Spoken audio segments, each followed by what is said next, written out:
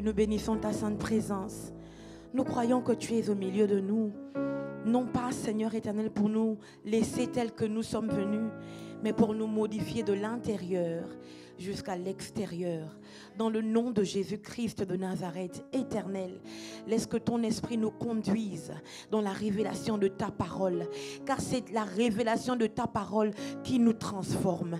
Seigneur, nous demandons une transformation dans le nom de Jésus. Nous nous exposons à ta parole pour que ta parole nous modifie, pour que ta parole nous donne une forme, la forme dont nous avons besoin pour traverser la vie durant ces temps. Dans le nom de Jésus-Christ de Nazareth, viens maintenant par ta parole, viens maintenant par ta parole, viens et donne-nous une forme, viens et montre-nous la direction, viens et ouvre, Seigneur, Seigneur, déchire le voile, ouvre, Seigneur mon Dieu, nous voulons voir, ouvre nos yeux, que ta parole nous éclaire, oui, c'est une lampe sur notre sentier. Voilà pourquoi nous voulons, Seigneur, nous focaliser, nous concentrer sur ce que tu nous diras ce matin. Dans le nom de Jésus-Christ de Nazareth, Seigneur, je crois que je suis né de la parole. Je suis né de Dieu, non pas de la volonté de la chair, non pas de la volonté d'un homme, non pas de la volonté du sang. Oh Dieu, mais de ta volonté. Seigneur mon Dieu, laisse que ta parole vienne consoler un cœur, que ta parole vienne dire la vérité sur quelqu'un, que ta parole vienne briser, détruire, exposer les mensonges de l'enfer.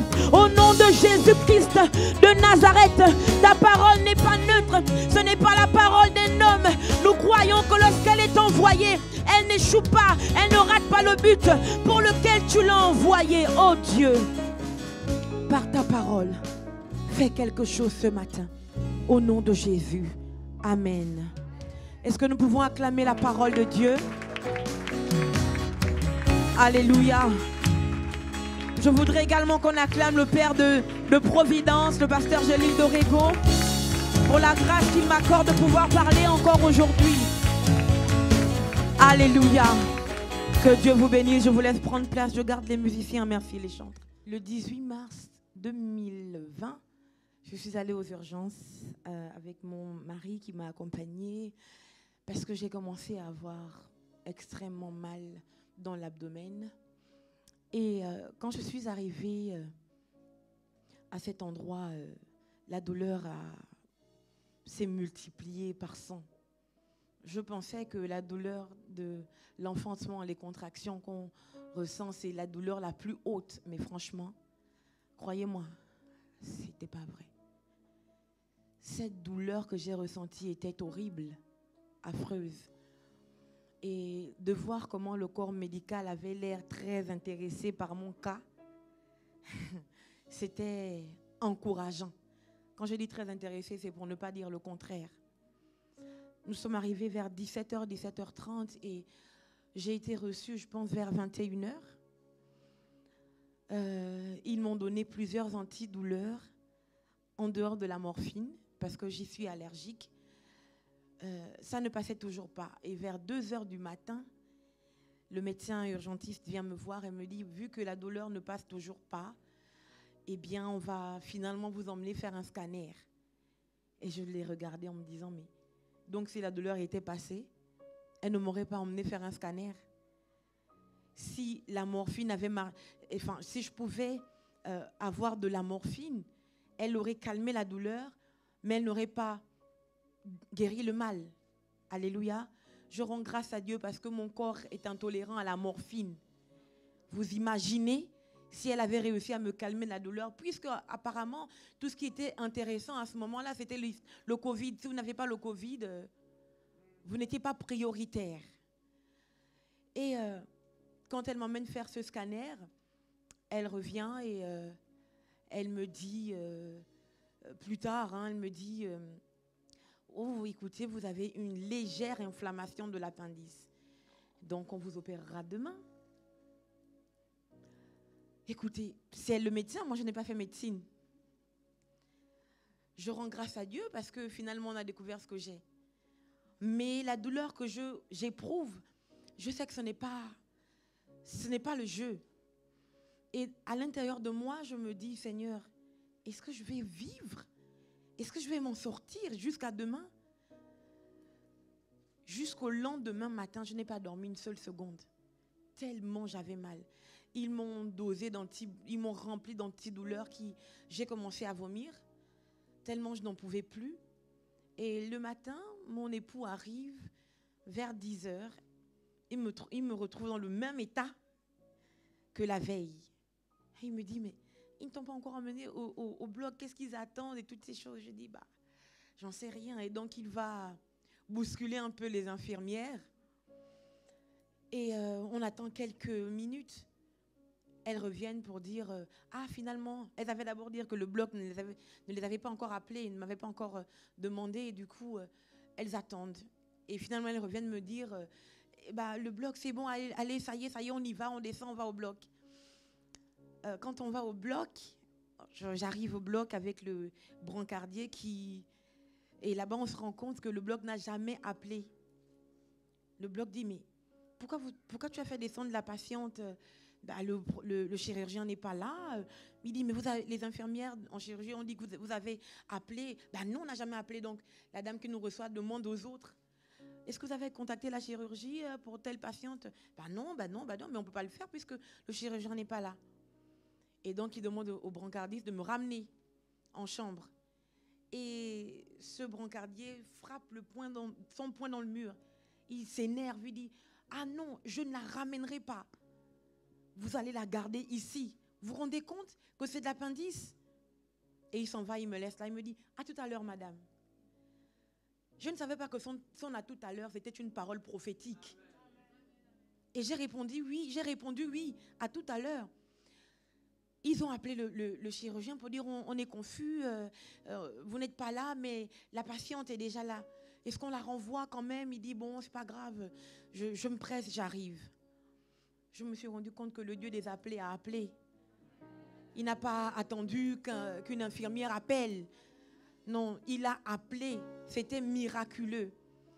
Et pendant cette opération, il se passe ce qui se passe. D'après ce que le chirurgien me dit rapidement comme ça à la volée, il me dit, ils ont dit inflammation de l'appendice. Hein. Oh, c'était une péritonite, vous comprenez, une péritonite.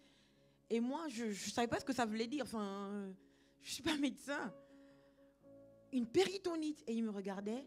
À chaque fois qu'il venait dans ma chambre, il ne m'approchait jamais. Il entrait à peine dans la chambre et il me regardait. Il faisait péritonite. Hein. Péritonite. Et il fait, je ne comprends pas pourquoi vous êtes en vie. Je ne comprends pas pourquoi vous êtes en vie. Et il partait. À chaque fois. Et le dimanche, après les 6 jours, hein, après l'opération, je lui dis, mais je pensais que je rentrerais chez moi aujourd'hui.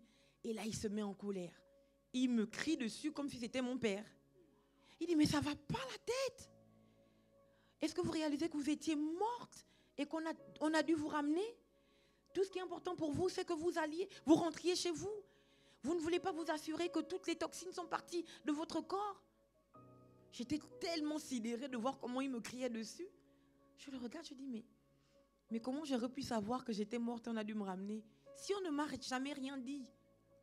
Et je me souviens que quand je sors de la salle d'opération, quand je suis en salle de réveil, je suis encore dans les vapes, je me rends compte que j'ai du sang sur ma lèvre parce que je sens quelque chose d'humide et ça a le goût du sang.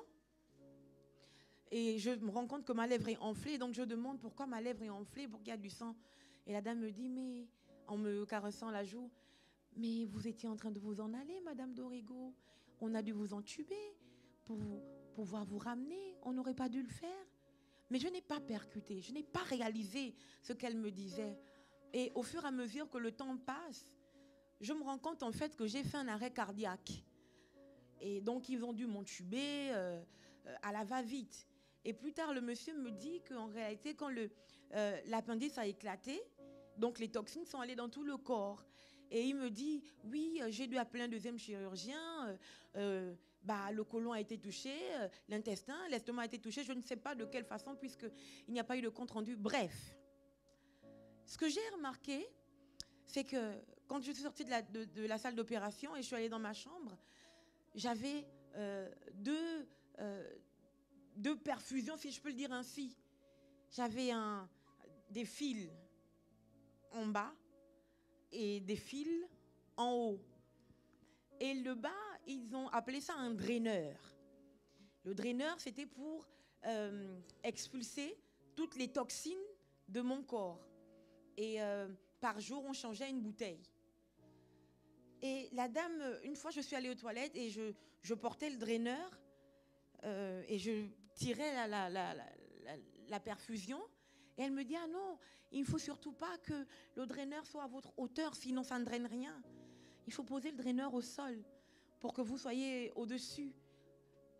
Là, le flux passerait mieux. J'ai dit, ah très bien. Je me suis rendu compte que pour expulser tout ce qui est toxique, mauvais, c'est vers le bas, il faut que ce soit en bas et que, puisque moi, je ne suis pas toxique, je dois être en hauteur. Alléluia. Et j'ai vu que ce qu'il m'administrait pour justement m'aider à me sentir mieux était en hauteur. Alléluia. J'ai compris donc que pour recevoir ce dont on a besoin pour vivre, pour être en bonne santé, il faut que nous soyons en bas et que la chose qui nous permet de vivre, qui nous permet d'être en bonne santé, doit être en hauteur. Alléluia. J'ai vu que j'étais perfusée ici. Le bon était en hauteur et le mauvais était en bas. J'ai réalisé que pour vivre à ce moment-là, ils ont dû me transfuser. Alléluia. J'ai réalisé que pour être en bonne santé à ce moment-là, ils ont dû me transfuser. J'ai réalisé que pour combattre la mort dans mon corps et dans mon sang, ils ont dû me transfuser.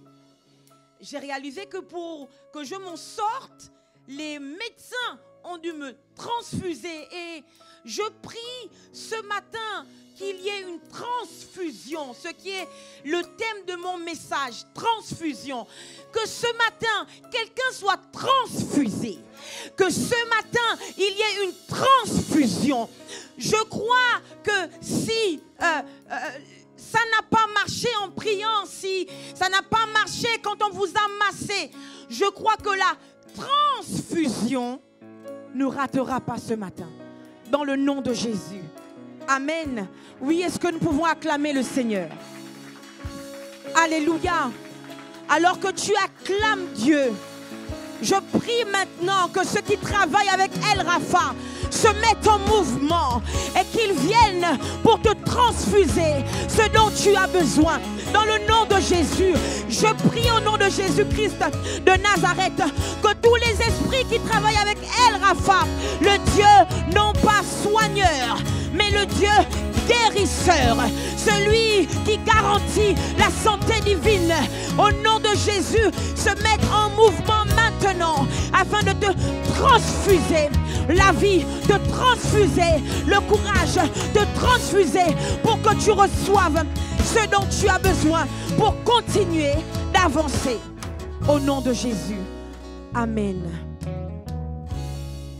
Je voudrais donc nous emmener à lire la parole.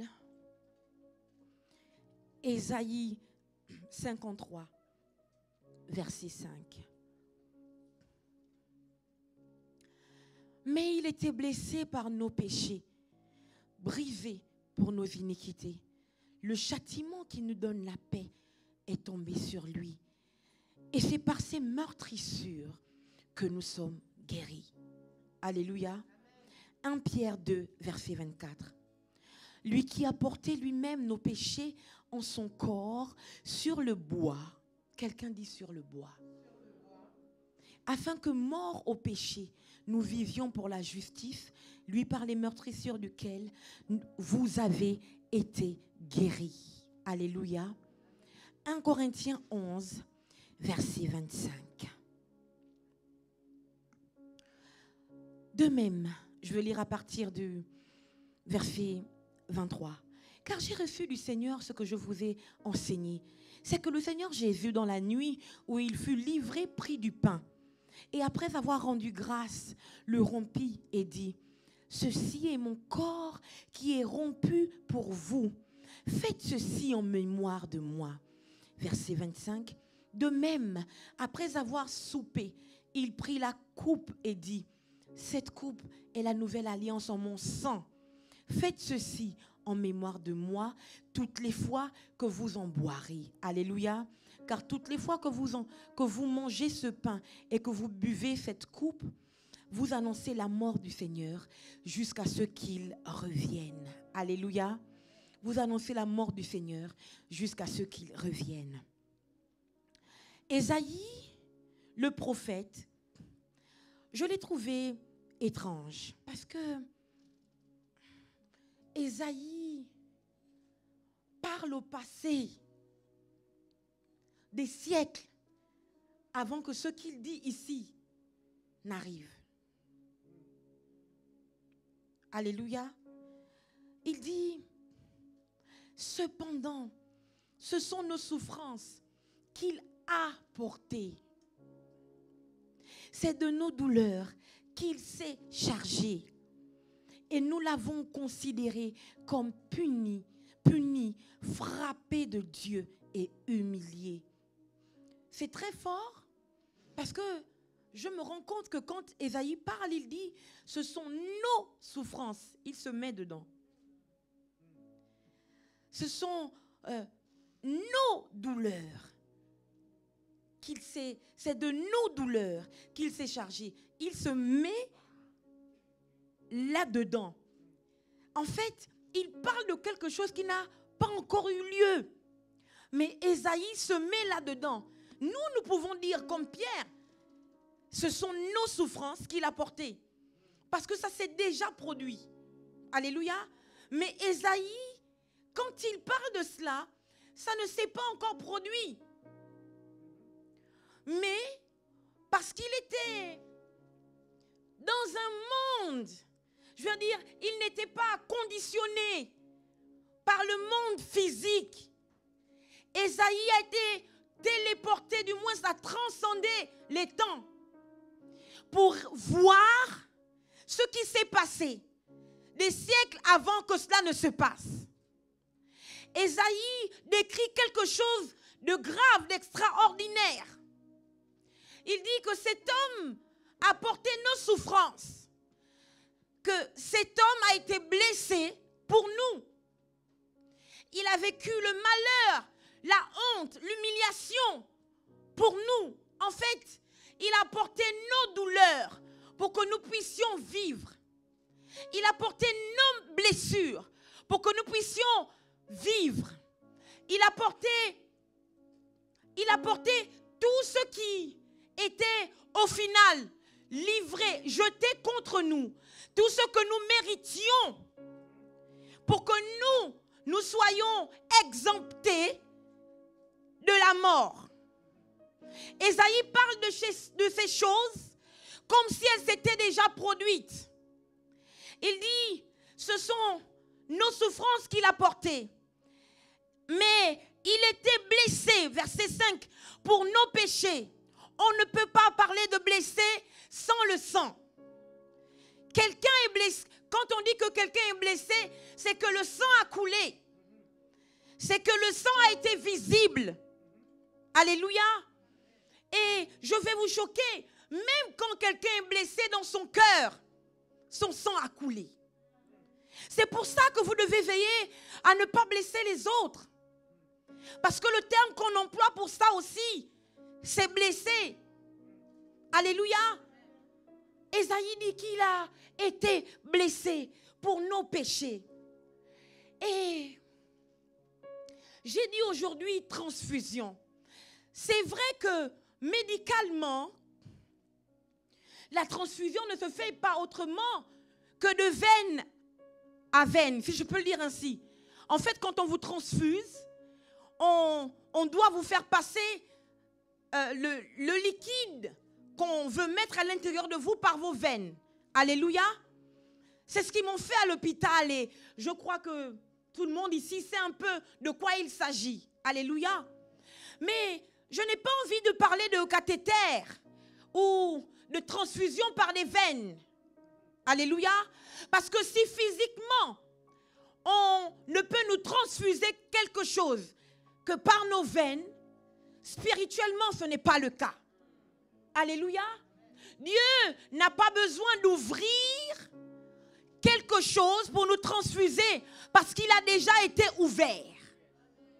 Alléluia. Dieu n'a pas besoin d'utiliser un cathéter pour nous transfuser. Il n'a pas besoin de nous piquer pour nous transfuser parce qu'il a déjà été piqué.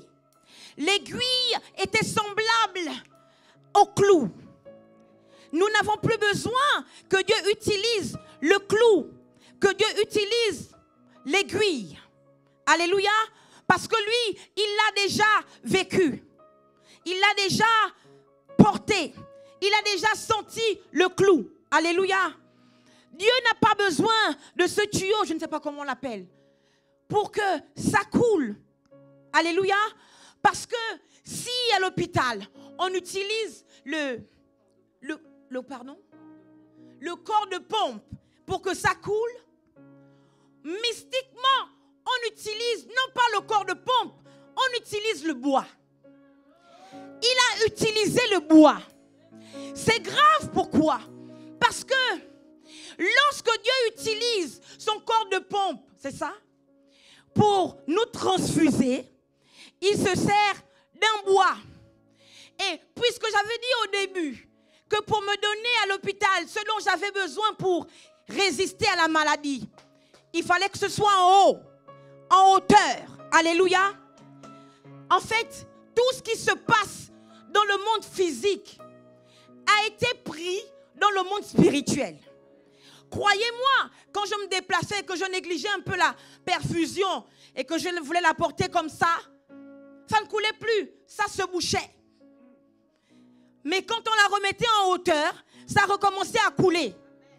Vous voulez être transfusé, non pas à l'hôpital, par un médecin humain. Vous voulez être transfusé par le médecin des médecins. La position que vous devez avoir, c'est en bas, tête levée vers le bois. Voilà pourquoi, écoutez, Jésus aurait pu mourir sur le sol. Il aurait pu être crucifié sur le sol. Mais on a dû, quand il était allongé, ça ne coulait pas bien. Quand le bois, quand le corps de pompe était au sol, ça ne fonctionnait pas bien. Mais quand le corps de pompe a été levé, s'est mis debout, en hauteur, positionné en position verticale, de telle sorte que tous ceux qui avaient besoin d'être transfusés, tous ceux qui avaient besoin d'être modifiés, tous ceux qui avaient besoin d'être, que le ciel injecte quelque chose à l'intérieur d'eux, soient obligés de regarder ainsi. Quand le corps de pompe, quand le bois de la délivrance, le bois de la guérison, le bois de la richesse, le bois qui parle plus fort que les bois que les hommes utilisent, quand le bois qui prêche, quand le bois qui a un message, cette prédicatrice dont je suis la représentante, qu'est la croix, quand elle a été positionnée en position verticale, moi Shirley, j'ai été obligée de regarder en haut. Voilà pourquoi je dis que ce médecin a dit, nous avons dû nous battre pour vous ramener. Non, en réalité, j'avais toujours cette position. Je regardais en haut, je regardais non pas à un homme, non pas à mon père, non pas à ma mère, mais je regardais à celui qui était sur le bois.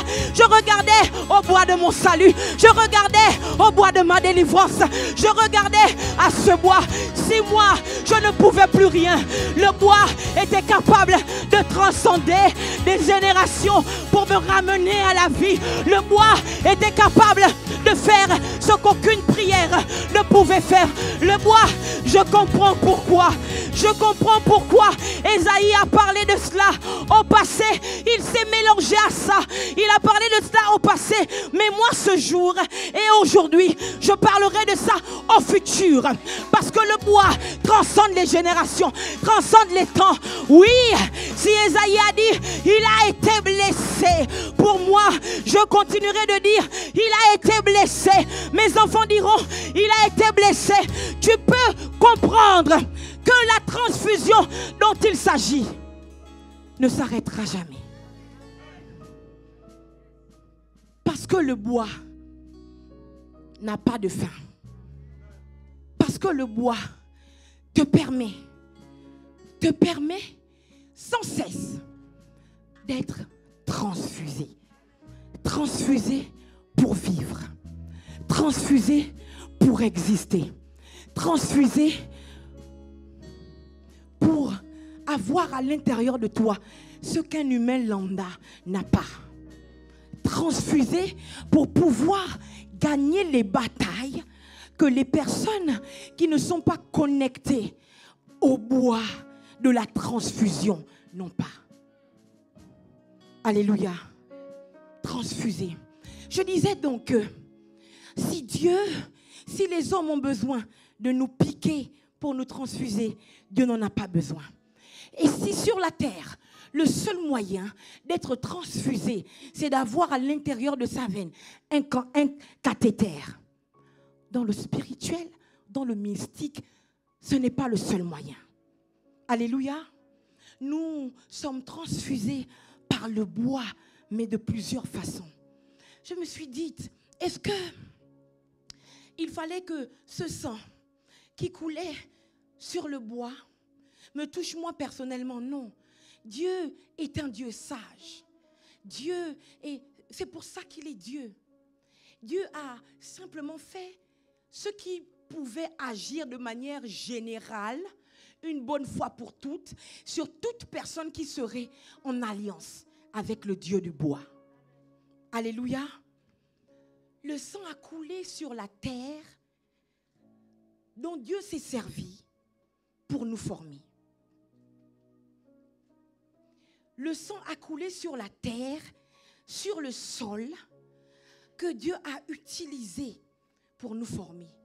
Vous comprenez donc que tant que nous sommes sur la terre des vivants, alléluia, si le sang d'Abel a crié et que le sang d'Abel est allé jusqu'aux oreilles de Dieu et faire en sorte que Dieu se sente dérangé et que Dieu aille demander des comptes à Caïn, qu'est-ce que le sang du Fils unique de Dieu ne ferait pas sur la terre des vivants pour vous? Alléluia. Nous baladons, nous marchons sur la terre des vivants, non pas comme les autres. Nous marchons connectés au bois. Je comprends pourquoi Jésus dit, celui qui veut me suivre, qu'il porte sa croix. Parce que quand je voulais me lever sans la perfusion de l'hôpital de Coulommiers, ça se passait mal. C'est la même chose quand nous voulons avancer sans le bois. Ça se passe mal. Alléluia. Nous restons connectés à ce bois. Pourquoi? Parce que nous sommes censés être transfusés à chaque moment, à chaque instant, tous les jours de notre vie. Nous devons rester connectés à ce bois, connectés à ce bois. Pourquoi? Parce que le bois nous emmène dans une dimension différente. Le bois nous connecte à des grâces que nos parents, notre sang biologique, auquel notre sang biologique ne peut pas nous connecter. Le bois nous permet de vivre des réalités que le sang de nos parents ne peut pas nous faire vivre. Le bois nous permet d'affronter la vie différemment. En réalité, tous ceux qui acceptent de porter leur croix, comme Christ a accepté de porter la sienne, ont atteint une dimension supérieure.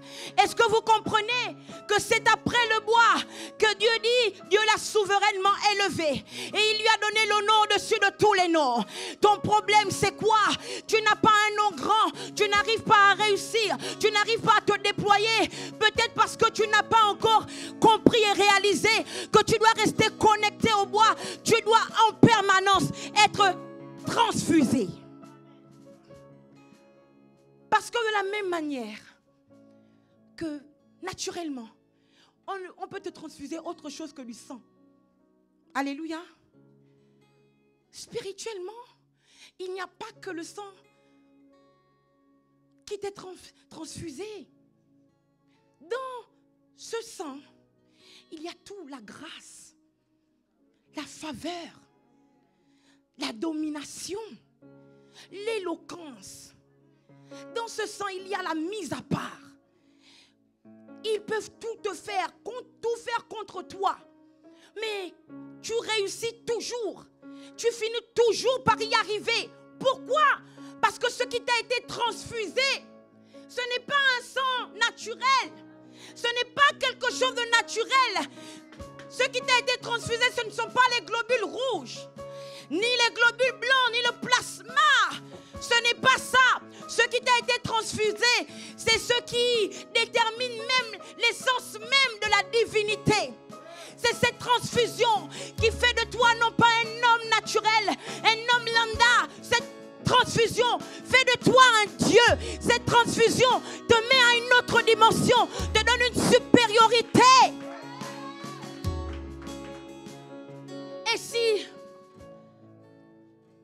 les médecins limités ne peuvent transfuser que par les veines, le nôtre ne le fait pas seulement par les veines. En fait, il a tous les moyens nécessaires pour nous transfuser quelque chose qui nous rendra différents. Et je m'en vais lire avec vous la parole.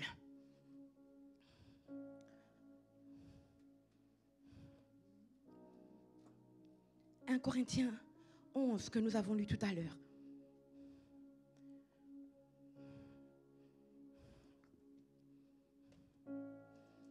Et après avoir rendu grâce, verset 24, et après avoir rendu grâce, le rompit, donc rompit le pain, et dit, ceci est mon corps qui est rompu pour vous. Faites ceci en mémoire de moi. De même, après avoir soupé, il prit la coupe et dit, cette coupe est la nouvelle alliance. En mon sang, faites ceci en mémoire de moi toutes les fois que vous en boirez. Ici, l'autre façon que Dieu a trouvée pour nous transfuser, c'est par la bouche. Il les a fait manger et boire. Si physiquement, je veux dire, ce dicton existe, celui qui dit on devient ce qu'on mange. Peut-être qu'on néglige, mais je crois que celui qui a dit cette phrase en premier, qui a créé ce dicton, je crois que celui-là n'était pas un homme simple. Parce que si vous ne devenez pas le poulet que vous mangez, si vous ne devenez pas le mouton que vous mangez, si vous ne devenez pas le McDo que vous mangez, si vous ne devenez pas les légumes que vous mangez, faites-moi confiance. Quand vous mangez le corps et que vous buvez le sang, vous devenez ce qu'il a dit que vous devenez. Il permet, du moins, il les emmène dans cette dimension où ils n'ont pas besoin d'être perfusés, puisque lui l'a été. Il les emmène à manger. Quand bien même, dans le livre de Lévitique, l'Éternel parlait, il dit, tu ne mangeras pas la chair avec son sang. Tu ne boiras pas non plus le sang. Alléluia. Dieu prévient, Dieu parle de cela. Mais quand il arrive, j'ai compris pourquoi il n'était pas simplement vu comme le Fils de l'homme, mais il était aussi vu comme l'agneau. En fait, il avait pris une forme facile pour nous, pour qu'on puisse le manger. Pourquoi il voulait qu'on le mange? Parce qu'il y a des transfusions qui ne fonctionnent pas. Quand ça passe par les veines, ce n'est pas tout ce qui passe par les veines qui reste. Alléluia. Ce n'est pas tout ce qui passe par les veines qui reste. Mais l'acte que cet homme a posé avec ces gens, j'ai compris qu'il ne voulait pas, mon Dieu, simplement les nourrir, mais il voulait les initier. La transfusion dont je veux parler ici, c'est l'initiation. Il ne dit pas, mangez ce soir et puis c'est fini. Il dit, faites ceci en mémoire de moi à chaque fois que vous le ferez. À chaque fois. Pourquoi? Parce que nous devons constamment, alléluia, être dans cette position. Nous devons constamment pratiquer cet acte. Constamment être en connexion, pas seulement avec le sang, mais aussi avec la chair.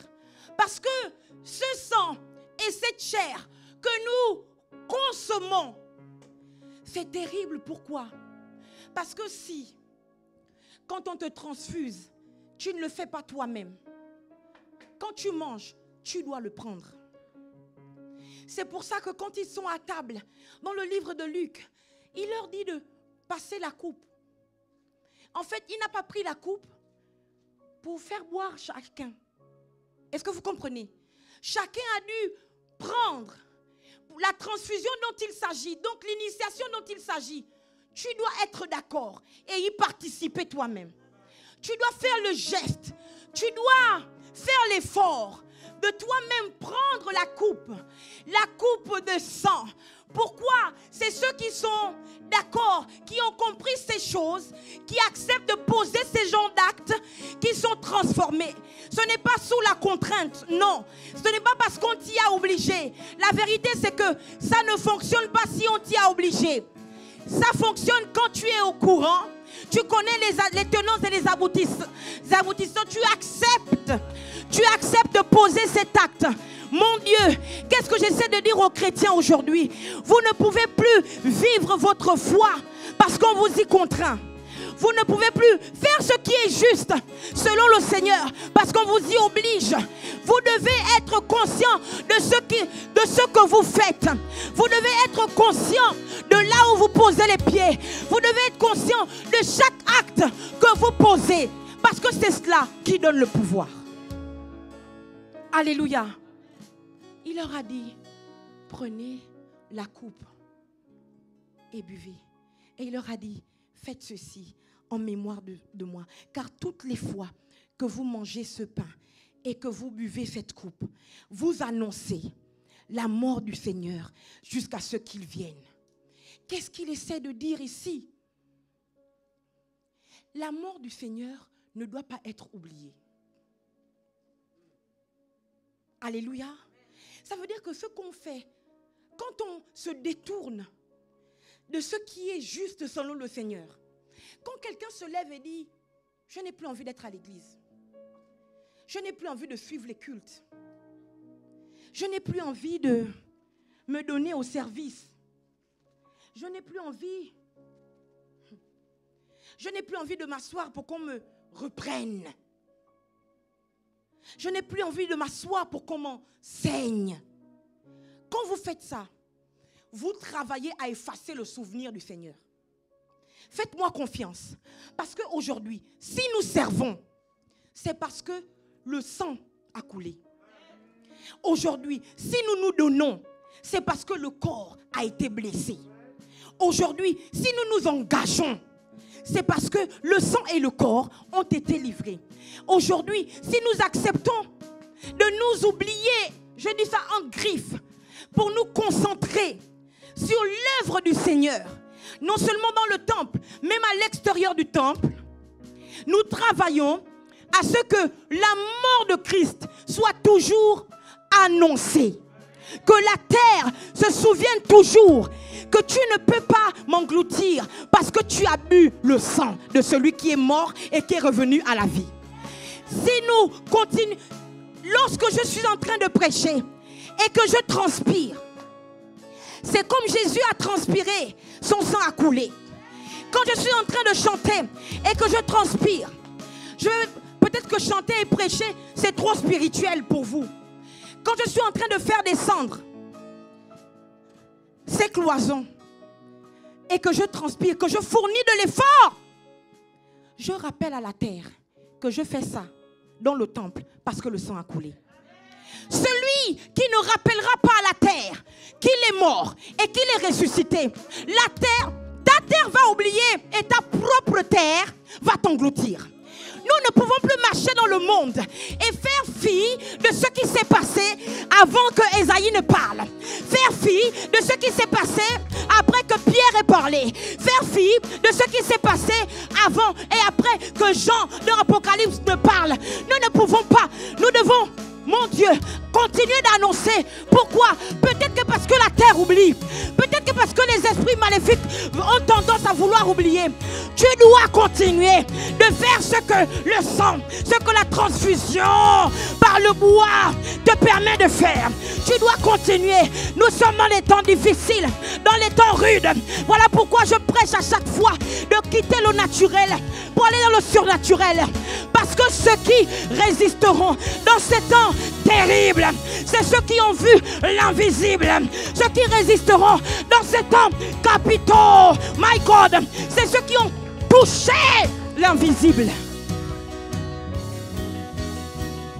Vous devez constamment annoncer. Rappelle à ta terre. Est-ce que tu sais pourquoi tu ne dois pas coopérer avec ceux qui veulent me détruire? Est-ce que tu sais pourquoi tu ne dois jamais rester neutre quand l'ennemi vient contre moi? Parce que toi, tu as été d'accord pour avaler le sang. Toi aussi, tu as été transfusé. Et si tu ne veux pas parler, je vais parler. Parce que j'ai découvert, alors que le rideau s'est déchiré, j'ai découvert que, alors qu'il a ôté le voile par rapport à l'invisible, j'ai vu que mon Dieu, ma terre aussi a avalé ce sang. Donc ma terre, tu te dois de travailler en ma faveur. Tu te dois de me pousser à travailler en faveur des intérêts du royaume. Ma terre, tu te dois de te mettre en mouvement pour que le royaume, j'allais dire pour que le souvenir de sa mort ne soit pas oublié. S'ils veulent vous enterrer, la terre doit refuser de vous enterrer parce qu'il est déjà mort. S'ils veulent vous enterrer, vous faire taire, vous enterrer avant votre temps, la terre doit se rappeler que le monsieur, cet homme, est déjà mort. Parce que ce sont nos douleurs qu'il a portées. Il est mort à notre place. Est-ce que vous comprenez? S'il est même mort pour Ésaïe, qui est mort avant sa mort. S'il est mort pour Ésaïe, qui est mort avant sa mort, à combien plus forte raison nous, qui n'étions pas encore quand il est mort? Alléluia. Je ne peux pas être englouti. Je ne peux pas être enterré. Pourquoi? Parce que si mon corps entre en contact avec la terre, à l'intérieur de moi, j'ai été transfusé du sang. La terre se rappellera qu'elle a le goût du sang, non pas le sang humain. Ce monsieur a demandé, est-ce que vous comprenez que c'est un médecin qui demande, je ne comprends pas pourquoi vous êtes en vie? Parce que ça l'a dépassé. Alléluia. Ça l'a complètement dépassé. C'était au-delà de ce qu'il a l'habitude de maîtriser. La mort ne pouvait pas. La terre ne pouvait pas. J'avais le goût du sang. Parce qu'avant leur transfusion, j'ai été transfusée. Avant que je ne naisse, j'ai été transfusée. Avant que je ne sache prier, j'ai été transfusée. Avant que mon Dieu, que je ne réalise ce qui m'arriverait en 2020, j'ai accepté d'aller au niveau du bois, lever ma tête pour être transfusée. Et même dans cette douleur, ma tête était toujours levée au niveau du bois. Levée, toujours en haut. Je suis restée transfusée. La mort a vu que j'avais le goût du sang. D'un sang qui a tout payé. D'un sang très bavard. Un sang qui parlait plus fort que le sang d'Abel. Et ce sang savait que ce n'était pas mon temps. Si moi je ne savais pas Ce sang savait que ce n'était pas mon temps. En réalité, tous ceux qui sont au contact de ce sang parce qu'ils ont été transfusés, il y a comme une date. Il y a comme si le sang, il y avait des écrits, des marques. Quand tu arrives avant ton temps, le sang crie, dit non, non, non, non, ce n'est pas le moment, non, non, non. Et à cause du pouvoir de ce sang, les hommes dans le naturel vont se bousculer et se battre. Je dis que si le sang d'Abel a bougé Dieu dans le spirituel, pour que Dieu tombe dans le naturel, parler à un homme physique, Caïn, imaginez ce que le sang de Jésus peut faire. Ça va bousculer les sphères célestes, les sphères invisibles, venir jusqu'à bousculer les hommes afin qu'ils se battent pour que jamais vous ne viviez ce qu'il n'a pas prévu pour vous. Alléluia. Qui va accepter de continuer? Non, non, plutôt de voir le bois différemment. Ça a l'air d'être basique. Je le ramène pourquoi? Parce que j'ai réalisé qu'il y a tellement de choses que les chrétiens vivent qu'ils ne devraient pas vivre. Il y a tellement de choses, tellement d'injustices, tellement de troubles, tellement de problèmes que les chrétiens vivent qu'ils ne devraient pas vivre.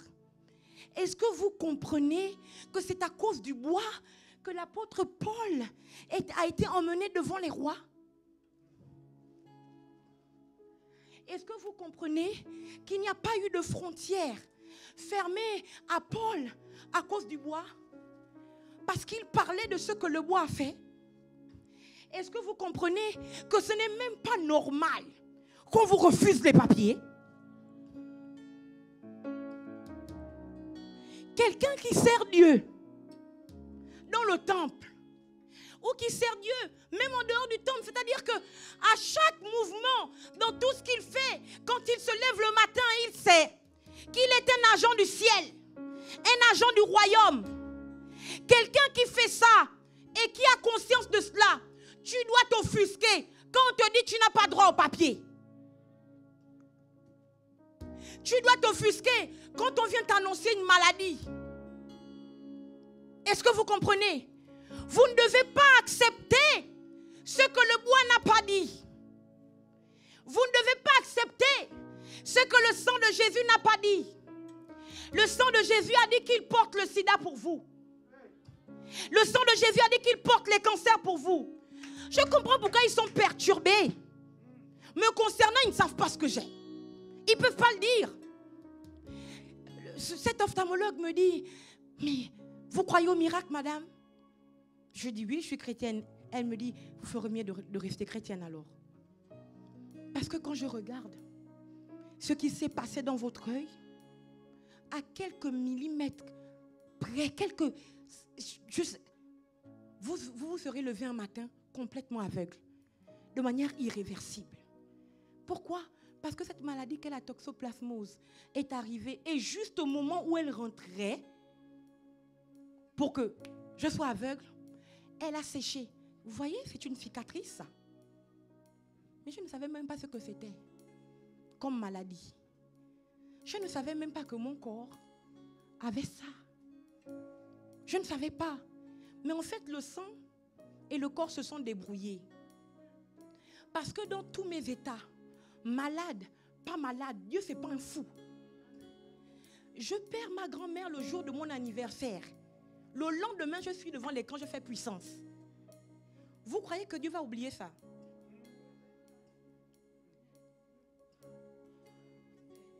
Malade ou pas malade, essoufflé ou pas essoufflé, fatigué ou pas fatigué, même étant à l'hôpital, je priais la nuit, les veillées de prière pour ceux qui étaient malades et qui m'écrivaient.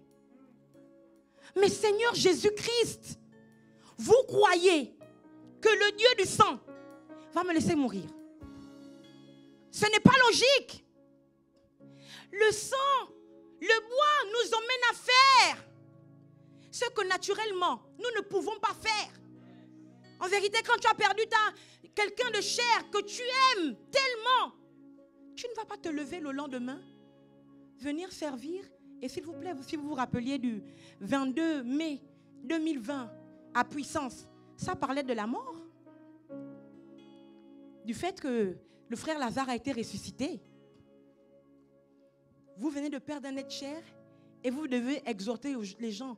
Oui, la mort ne t'arrêtera pas, la mort. Mais est-ce que le Dieu du bois est fou? Alléluia. Si tu es transfusé, tu dois refuser de vivre comme un homme normal. Si, à chaque fois que tu as un problème, tu veux abandonner, il n'y a pas une bonne connexion. Ça veut dire qu'il y a un problème. Il faut que tu appelles un médecin. Et tenez-vous bien, le médecin en question, ce n'est pas un ange. Le médecin en question, c'est ton pasteur. Parce que le biologiste en chef, il faut l'appeler. C'est lui qui sait regarder. Ah ben, mais votre perfusion, elle est complètement bouchée. Elle est complètement bouchée. Il y en a qui marchent avec la perfusion complètement bouchée. Dieu m'a oublié. Dieu ne me connaît plus. Dieu ne m'entend plus. C'est pas ça. Ta perfusion est bouchée. Pourquoi? Parce que tu as fait les mauvais gestes. Parce que le bois n'échoue jamais. Le bois n'échoue jamais. Si ça ne fonctionne pas, ce n'est jamais la faute du bois. C'est de ta faute. À chaque fois que ma perfusion était bouchée, c'est parce que, au lieu de garder ma main comme ça, je voulais faire ça, je voulais brancher mon téléphone. Est-ce que vous comprenez? C'est terrible, hein? Ça paraît peut-être, vous savez, nous les prophètes, tout ce qu'on fait, on amène tout dans le prophétique. À chaque fois qu'ils voulaient me perfuser la main gauche, il n'y avait jamais de veine qu'ils trouvaient. Et donc, ils étaient obligés de me perfuser la main droite. Et où c'est? Au pli du coude. Mais au pli du coude, vous avez besoin de faire ça. C'est instinctif, on ne peut pas. Au pli du coude. Mais je crois que c'est ce qu'il est en train de faire aussi. Dieu, il vous met ça au pli du coude. Pour vous forcer à faire les gestes, les bons gestes. Pour vous obliger à garder comme ça, à faire ceci, à faire cela. Mais comprenez, je vous assure, que votre perfusion est au pli du coude. Et tant que vous ne ferez pas les gestes que l'infirmière, que le médecin vous dira de faire, ça va se boucher. Et les grâces ne couleront pas. Ce n'est pas de la faute du bois. C'est parce que vous n'avez pas écouté. C'est parce que quand on est patient, on n'est pas médecin. Tu peux dire à ton voisin, quand on est patient, on n'est pas médecin. On n'apprend pas au médecin à faire son travail. Alléluia. Celui qui peut déboucher, faites-moi confiance. Laissez le Seigneur Jésus, laissez Dieu et laissez le Saint-Esprit. Celui qui peut déboucher, c'est moi ici présente. Celui qui peut déboucher, c'est lui ici présent. C'est votre pasteur. Vous avez beau connaître. Mais pour ça, le déboucheur, c'est le médecin. Et même quand vous voulez essayer vous-même, parce que quand elle faisait, je voyais. Je dis, ah là là. Est-ce que vous comprenez que quand ça se bouchait, la main s'enflait? Quand ça se bouchait, il y avait le sang dans le cordon le corps de pompe, merci. Et du coup, j'avais un œdème, c'est ça? J'avais un œdème. Et c'était douloureux, c'était gênant. Vous avez des œdèmes parce que vous essayez de déboucher vous-même. Ta vie est remplie d'œdèmes comme ça, parce que tu veux essayer de déboucher toi-même. Je savais qu'elle tire un peu, ou bien prend le stylo ou les ciseaux, elle tire. Donc moi, j'essayais de trouver un truc pour faire. Mais tu ne peux pas faire parce que ta main gauche n'est pas censée avoir la même force que ta main droite. C'est pour ça qu'il a immobilisé la main droite. Pour que lui-même, il soit capable de le faire. Alléluia. Je vais me débrouiller toute seule. Je connais la parole. Je dirige ma vie comme je veux. Mais tu as plein d'œdèmes. Même quelqu'un qui commence à parler comme ça a plein d'œdèmes. C'est comme un malade qui dit, peu importe, moi je vais me soigner toute seule. Tout seul, je maîtrise, je connais. Non, ça c'est l'œdème. Ça, il y a un problème. Ton corps de pompe est bouché. Et il faut aller vers le médecin. Vers le médecin que Dieu a assigné à ta vie. Alléluia. Vers le médecin que Dieu a assigné à ta vie. Alléluia. Nous ne voulons pas ressembler à tout le monde. Moi, je crois que ce n'est pas un slogan. Cette vision n'est pas un slogan. Faites-moi confiance. Ce qu'on nous dit, ça ne doit pas simplement bouger nos émotions. Non, ce n'est pas ça. Pour accomplir le destin, nous n'avons pas besoin d'émotions, nous avons besoin d'onction. Et jamais personne ne trafique son onction. L'onction, ça vient de quelque part. Alléluia. Même quand tu as l'onction en toi, il y a quelqu'un qui la déclenche en toi. Alléluia. Même quand on est médecin soi-même et qu'on n'arrive plus, un autre médecin vient prendre le relais. Donc imaginez quand on est patient. On attend que le médecin vienne le faire. Vous ne devez pas vivre votre chrétienté comme tout le monde. S'il vous plaît, refusez de vivre la base des bases. La base des bases, c'est de venir à l'église. Parce que c'est par habitude. Crier Amen. Et quand on tourne le dos, moi je ne suis pas d'accord, tu as vu ce qu'elle a dit? C'est vrai qu'il a parlé comme ça, mais je vais quand même faire ça. Ah oui, moi j'avais mes projets. Moi cet esprit de contrôle. Ce n'est pas une question d'esprit de contrôle. C'est que vous devez marcher. Il faut quelqu'un pour vous dire voici votre couloir, marchez là-dedans. Alléluia. Il faut quelqu'un qui vienne déboucher votre perfusion quand elle est bouchée. Sinon, c'est l'œdème. Alléluia. Et quand il y a un œdème, ça peut boucher votre veine. Et ça va occasionner un problème encore plus grave. Alléluia. Est-ce que nous pouvons nous lever aujourd'hui? Nous allons prier. Je voudrais qu'on prie ce matin.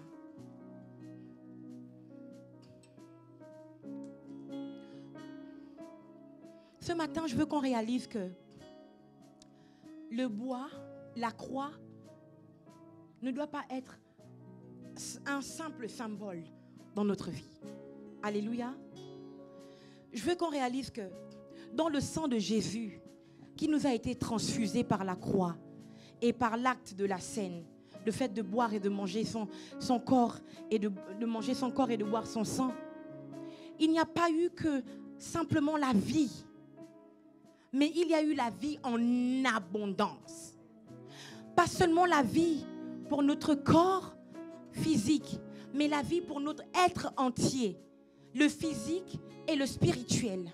Alléluia.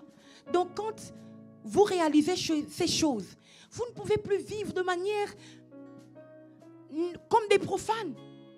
Vous ne pouvez plus vivre comme des profanes. Je me suis assise à l'hôpital et j'ai relu ce passage de 1 Pierre où il dit, ce sont nos blessures, c'est par ces meurtrissures. Et Pierre dit que c'est par ces meurtrissures que nous sommes, que nous avons été guéris. Et je me suis assise et j'ai dit à Dieu, Seigneur, est-ce que tu peux m'expliquer pourquoi je suis ici? Puisque j'ai été guéri. Et j'ai dit, je refuse d'être malade. Alléluia. Je refuse d'être malade. Mais pas seulement une maladie physique, une maladie qui est enfermée dans votre corps. Mais même mentalement, spirituellement, vous devez refuser la dépression, refuser la jalousie, refuser la rébellion, refuser tout ce qui touche non seulement votre corps, mais aussi votre âme et votre esprit. Parce que si votre âme et votre esprit sont en difficulté, votre corps est perdu. Est-ce que nous pouvons prier maintenant? Seigneur, je veux réaliser que la transfusion que la croix m'a fait, ce que la croix m'a transfusé, ce n'est pas quelque chose de banal. Fais-moi réaliser ces choses. C'est vrai que je connaissais, j'ai souvent entendu parler de ça, mais je veux véritablement le réaliser pour que les bénéfices de la croix soient palpables dans ma vie. Est-ce que tu peux prier maintenant? Rebrosoto la manta. Litelema leketelebroso. Shekande braï satalama. Yeketélébrosata. Seigneur, nous voulons réaliser que le bois nous a tout donné. Le bois nous a rendus éligibles à toutes les grâces qui viennent de toi. Seigneur, nous voulons réaliser que nous n'avons pas été transfusés d'un sang humain, mais nous avons été transfusés d'un sang divin. Je veux réaliser que la transfusion dont il s'agit, c'est une transfusion spirituelle. Le sang dont il s'agit, c'est le sang qui était dans Jésus, pas seulement homme, mais aussi Dieu. Voilà pourquoi la maladie ne doit pas tenir dans mon corps. Voilà pourquoi la dépression doit lâcher prise. Voilà pourquoi la stérilité doit lâcher prise. Voilà pourquoi la rébellion doit lâcher prise. Voilà pourquoi la pauvreté doit lâcher prise. Dans le nom puissant de Jésus-Christ de Nazareth.